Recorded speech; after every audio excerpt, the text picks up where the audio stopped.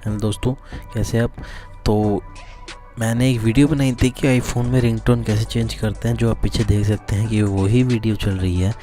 तो काफ़ी बंदों के कमेंट थे कि बहुत अच्छी वीडियो बनाई है, मतलब बहुत सपोर्ट मिला उस वीडियो को। तो उसके अंदर क्या करना था कि काफ़ी कमेंट भी मेरे को ऐसे आए थे कि सर मैं वो ऐप स्टोर में मेरे को एप्लीकेशन नहीं मिल रही है कि मैं डाउनलोड कैसे करूँ ये ऐप को। तो काफ़ी बंदों के ऐसे कमेंट थे, तो मैं पढ़ रहा था।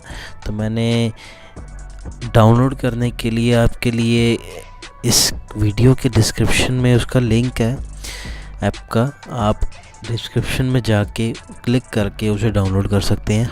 और उसके बाद जो आई बटन में वीडियो है, वीडियो का लिंक है, और जो सामने आपको वीडियो दिख रही है उस पर क्लिक करें।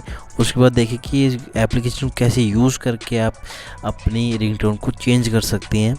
और ठीक है, ऐसी ही वीडियो मैं आपके लिए बनाता रहूँगा।